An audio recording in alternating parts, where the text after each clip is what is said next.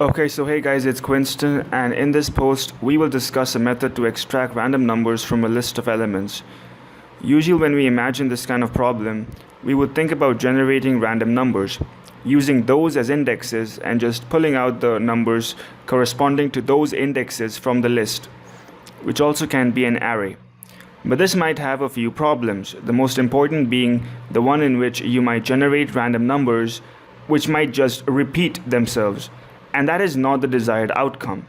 We need to select these numbers from a list in a truly randomized fashion and without repeating those numbers. So the way we do this is we go through the entire list and assign each number a probability. But what is this probability? The formula we use to assign the probability is number of elements to be chosen divided by the number of elements left. This assignment of probabilities happens while we are in the process of choosing the numbers one after the other. We compare this probability with a randomized number between 0 and 1 to examine if it should be chosen or not. Try chalking out the probability on a piece of paper. Now, so if we look at the code in the select non-repeating random values function, we take the arguments of the list, which is also an array, and the amount of numbers to be chosen. We declare an empty result list, a for loop which iterates x from 0 to the last element in the list is set up.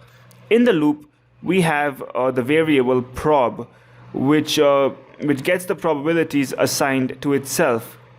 Using the formula, we know that the number of elements to be chosen are to choose, and the number of elements left to choose from would decrease as we go through the loop.